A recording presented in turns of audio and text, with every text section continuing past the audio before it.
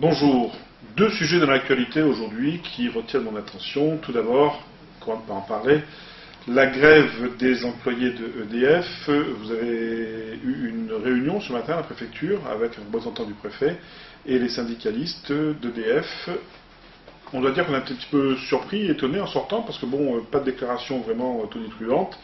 On ne sait pas très bien ce qui va se passer dans les jours qui viennent. Apparemment, si on a bien compris, il n'y aura pas de coupure de courant et tout est reporté à début février.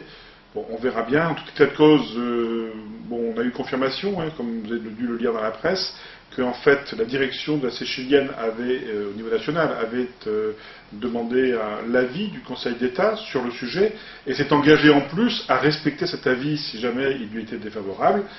Dans quelques semaines, le Conseil d'État va se prononcer et va dire si les employés de la Séchilienne ont droit ou n'ont pas droit à ces 53% de primes de vie chère, comme les employés d'EDF. J'avoue que, comme je l'ai dit à plusieurs reprises, j'ai du mal à comprendre l'attitude de ces grévistes.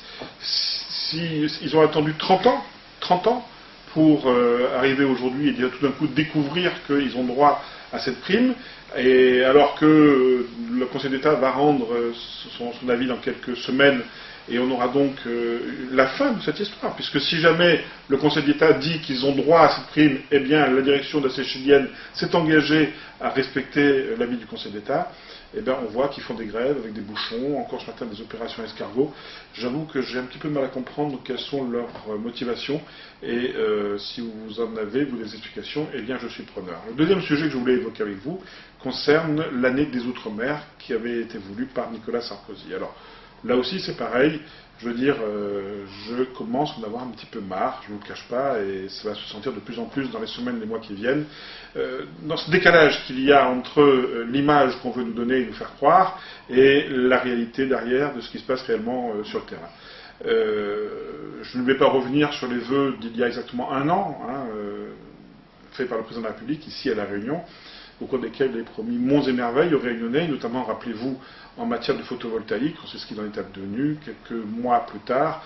Non seulement le photovoltaïque va plus se développer, mais au contraire, il a connu une énorme régression, puisqu'on a pris des mesures qui font en sorte de signer, en quelque sorte, la mort de cette filière à La Réunion. Alors, pareil, on nous avait annoncé qu'il fallait vraiment que, pour nous, ça devait être un événement extraordinaire, on devait, nous, Réunionnais, être contents de cette mesure, l'année des Outre-mer. Vous vous rendez compte, on nous faisait l'insigne honneur de nous accorder une année entière. Alors les autres, ils ont droit à une journée, nous, là, on avait droit à une année. Bon, franchement, on aurait eu bien du mal à ne pas être content. Et en fait, hier, on nous a publié le programme de cette année des Outre-mer. J'avoue que j'ai pas trouvé grand-chose dedans qui m'enthousiasme.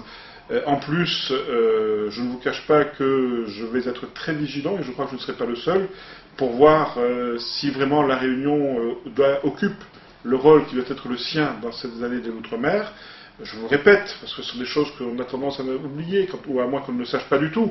La Réunion représente à elle toute seule l'équivalent en population, et donc en électeurs, ça c'est un message adressé à Nicolas Sarkozy, la même importance en population que la Guadeloupe et la Martinique réunies.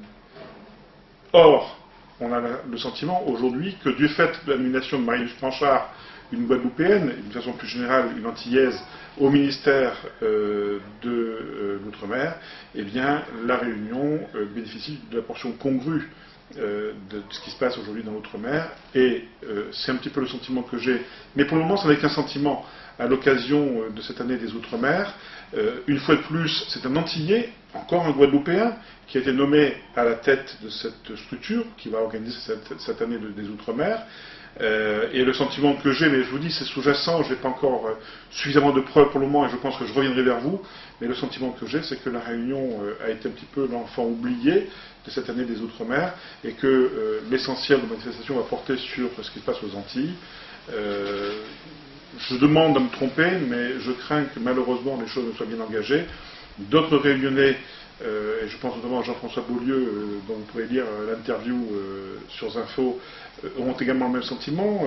Il avait proposé au nom de La Réunion une multitude d'opérations et de manifestations qui devait concerner plus spécifiquement la Réunion, et on s'aperçoit que tout ça est passé à la trappe.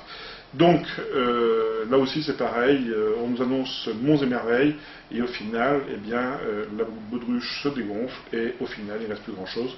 Donc vigilance, et on vous en reparlera dans quelques temps, quand nous aurons tous les éléments sur le dossier, mais encore une fois, je vous le dis, je crains le pire. À demain.